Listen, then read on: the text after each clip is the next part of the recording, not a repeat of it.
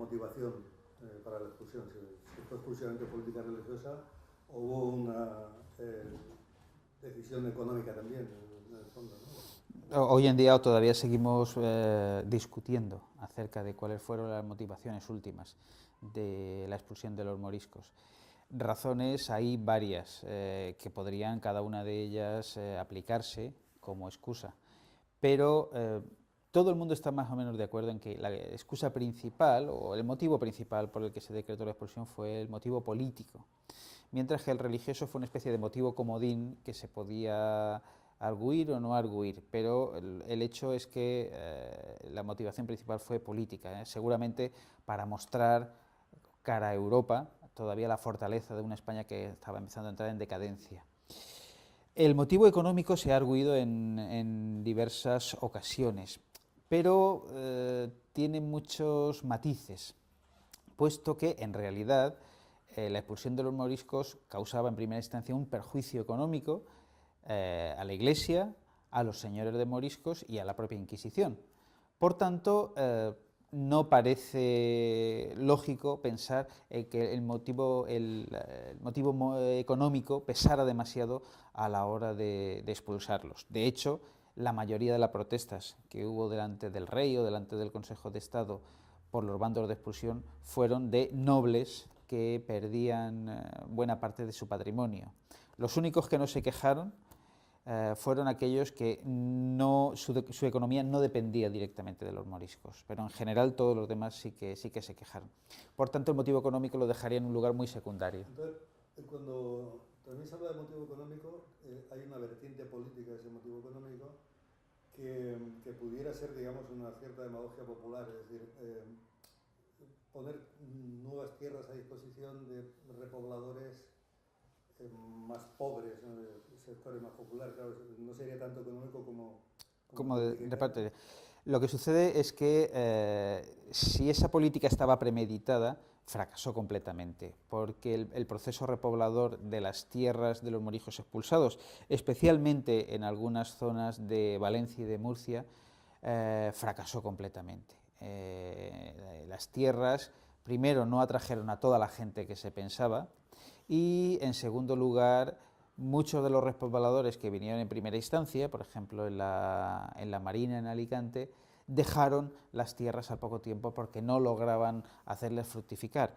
Por tanto, creo que existen algunos estudios que indican que hasta principios del siglo XVIII las tierras que estaban ocupadas por moriscos no volvieron a recuperar un poco su actividad económica normal. Eso es un siglo y medio de retroceso económico en la productividad.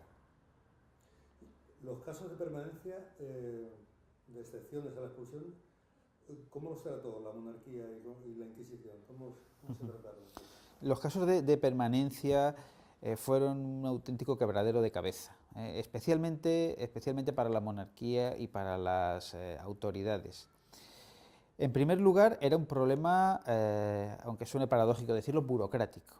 Es decir, hubo muchos moriscos, muchos más seguramente de los que podemos pensar en principio, que pleitearon porque ellos no se consideraban incluidos en los bandos de expulsión, bien porque estaban casados con cristianos viejos, bien porque su padre había tenido algún tipo de privilegio, o bien porque su comportamiento durante toda su vida había sido intachable. Entonces todo eso produjo una serie de pleitos que tenían que ser resueltos.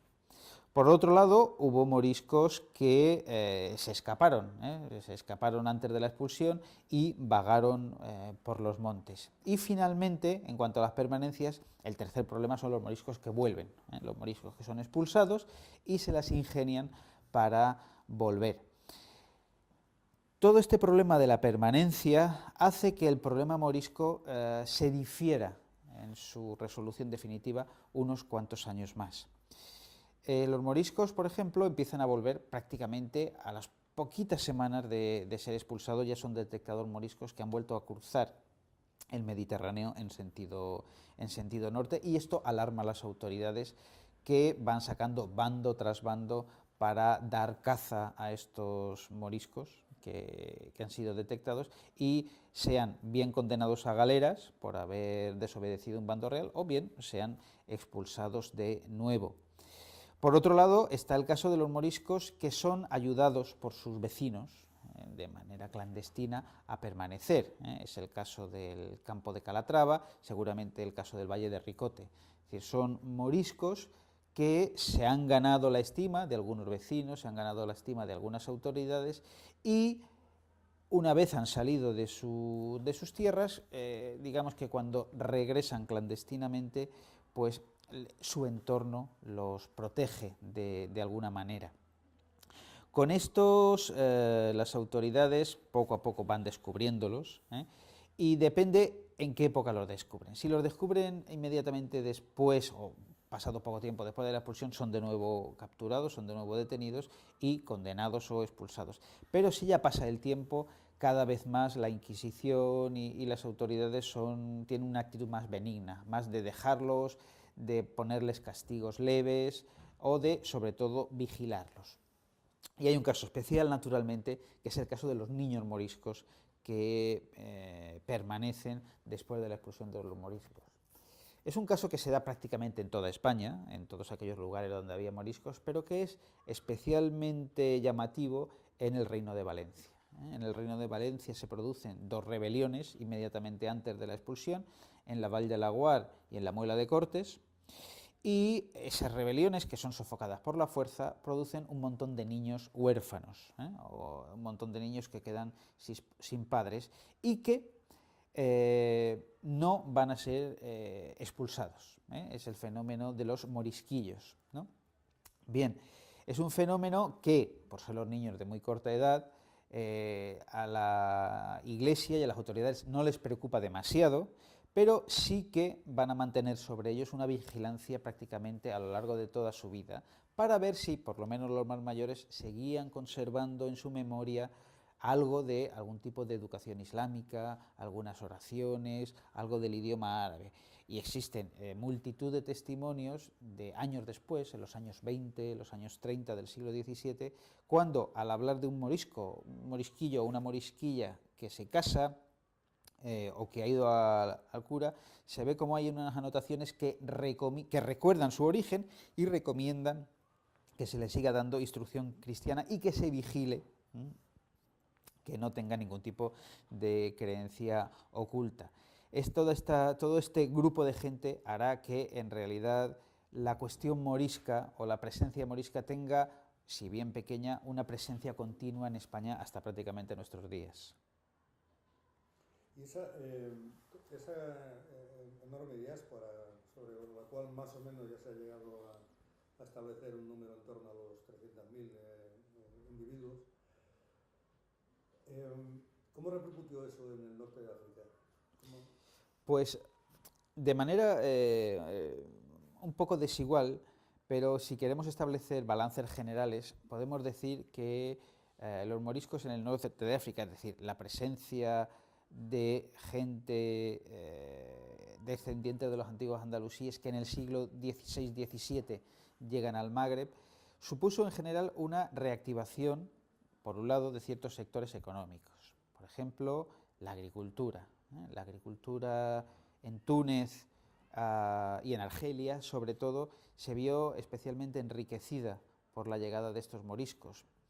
Las autoridades, en este caso las autoridades otomanas de Argelia y Túnez, les entregaron a los moriscos tierras muy fértiles, generalmente en las riberas de los ríos, en las zonas próximas a los ríos, el Mitidja en Argelia y el Medjerda en Túnez. Y allí se crearon una especie de colonias moriscas con pueblos enteros que fueron construidos por y para los moriscos, que hicieron que la agricultura en Túnez y en Argelia pasara de una agricultura casi meramente de subsistencia a una agricultura ya de economía de mercado. Mejoraron el riego, las plantaciones, las especies a cultivar, etcétera. El caso de los olivos, por ejemplo, en Teburba, que ha sido bastante estudiado, pero también el uso de norias, el uso de carros, de diversas herramientas. De hecho, en el árabe tunecino, en el ámbito de la agricultura, se siguen conservando todavía muchos hispanismos fosilizados, un poco como prueba de esa dedicación intensiva que tuvieron los moriscos allí en la agricultura. Carreta, por ejemplo, o corral, que se siguen diciendo todavía en español. Otro de los ámbitos económicos que se vio impulsado por la llegada de los moriscos fue el del corso. Los moriscos, y esto afectó también a Marruecos, los moriscos, parte de los moriscos, se dedicaron a todas las facetas del ámbito de la actividad corsaria. Fueron pilotos, fueron capitanes corsarios, pero también fueron tratantes de esclavos, en fin, todo lo relacionado con el corso. De hecho, en Marruecos, en la ciudad de Salé, la ciudad gemela de Rabat, se llegó a hablar, la historiografía llegó a hablar, quizá de manera un poco exagerada, de una república andaluza, puesto que allí los moriscos de Hornachos, en Badajoz, consiguieron una especie de poder autárquico, semiautárquico, con una dedicación intensiva al corso atlántico. Pero en Argel o en Túnez también los andalusíes se especializaron en los puertos, en Cherchell, en Túnez, en la construcción de barcos corsarios y también en toda la actividad corsaria. Eso choca mucho porque mayoritariamente no habían visto muchos de ellos un barco. Claro, en su vida. Pero eso nos tiene que servir un poco para quitarnos las ideas tópicas que tenemos acerca de los moriscos, porque eran muchos de ellos grandes comerciantes y al fin y al cabo quizá nos parezca un poco exagerado desde nuestra perspectiva, pero el corso no dejaba de ser un comercio, ¿no? El comercio bastante lucrativo en la época. Bueno, pues muchos de ellos eran bastante buenos comerciantes, y respecto al navegar en el mar, los moriscos tenían una gran ventaja, y era que conocían muy bien las costas españolas, frente a los pilotos argelinos o los pilotos turcos, y ellos sabían exactamente dónde poder desembarcar con seguridad y poder dejar los barcos a buen recaudo mientras hacían sus ataques a las costas. En el caso marroquí, los moriscos ya llovían sobre mojado, quiero decir que ya había una presencia andalusí muy potente, ¿no? Claro, Marruecos y España han estado interconectados pues prácticamente desde el siglo VIII, es decir, hay frecuentísimas emigraciones de Marruecos a España y de España a Marruecos desde la Alta Edad Media. En el caso de los moriscos, cuando llegan los moriscos a Marruecos a partir de 1609, 1610, se encuentran con moriscos que ya han ido yendo a lo largo de todo el siglo XVI, con mudéjares que en el siglo XV ya estaban, y con emigraciones andalusíes ya de generaciones y generaciones. El sustrato andalusí en Marruecos es evidente y muchas veces nos es difícil distinguir qué corresponde a cada emigración. En Argelia es solo un poco parecido, porque allí la emigración andalusí no ha sido tan intensa, pues a partir del siglo XIV, y la emigración mudéjar tampoco. Entonces allí sí que es más fácil distinguir cuál es la emigración del siglo XVII, y donde desde luego la emigración morisca del XVII se nota muchísimo más es en Túnez. Túnez en el principio del XVII es un país muy desestructurado por las guerras con los españoles, entre otomanos y españoles, y llegan allí prácticamente a partir de 1610 80.000 moriscos guiados por las autoridades otomanas. Por tanto, las huellas que tenemos en Túnez sí que son clarísimas y específicamente moriscas. Hay una cosa que llama la atención, y es que en el grado de enfrentamiento que había en ese momento entre el turco y la monarquía hispánica, los moriscos no reciban una ayuda más, no ya militar, pero política, más eficiente por parte de los turcos. Sí.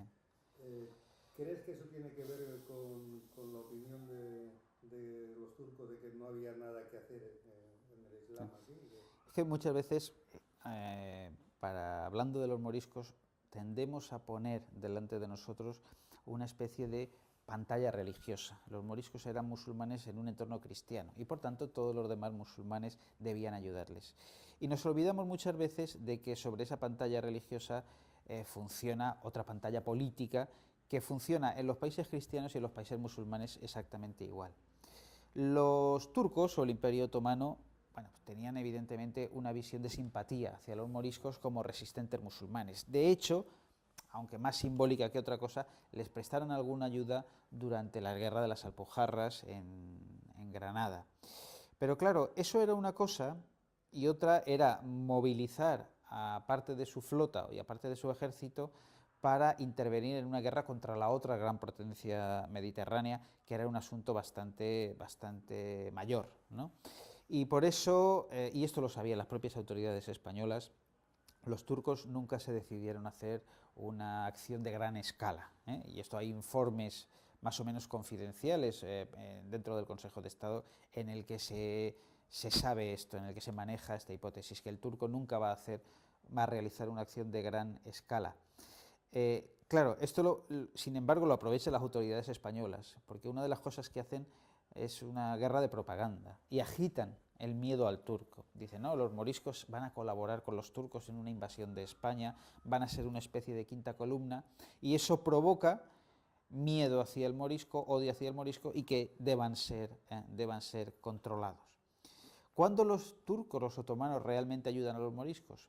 Cuando esta ayuda no les exige una gran contraprestación o un gran riesgo de hombres y de armas, que es una vez acabada la expulsión.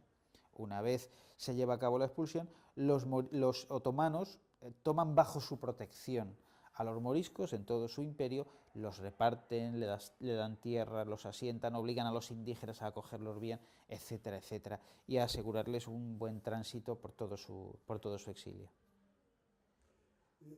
Quiero hacer una pregunta. En algunos lugares de la península, pongamos el caso de Valladolid o de zonas muy del norte, en un momento determinado, cuando se expulsan a los granadinos, de repente aparece una población que, en el caso, por ejemplo, de Salamanca o Valladolid, es aproximadamente un 10% de la población. Esta población, en principio, piensa de granadinos, piensas que estaba muy islamizada, las autoridades la vieron como una amenaza futura. Sí, la verdad es que cuando acaba la guerra de las Alpujarras y las autoridades castellanas deciden repartir a los moriscos sublevados por toda Castilla, que fue una decisión durísima, porque la expulsión se hizo en pleno invierno, y de hecho fue la primera expulsión de musulmanes que hubo en España, en la península ibérica. No llegaron a pensar que esto iba a tener un efecto paradójico, y es que esta expansión de los moriscos más islamizados y más arabizados de la península, quizá dejando aparte a los valencianos, lo que iba a hacer iba a ser repartir el Islam por partes de la península donde ya no se había oído hablar árabe ni de Islam durante mucho tiempo. Cuando llegan los granadinos, los propios moriscos castellanos los sienten como diferentes, hay muchos testimonios en ese sentido, los sienten como gente de otra comunidad. Y al poco tiempo de que llegan los moriscos a tal ciudad o a tal otra ciudad, comienzan a aparecer manuscritos en árabe o casos inquisitoriales de presencia de ritos islámicos cuando hacía ya muchos años que no había sucedido. Las autoridades cada vez más muestran su preocupación, no tanto por sus mudéjares, como le llamaban, como por esta población que ha venido y que parece que quieran islamizar a todo el mundo.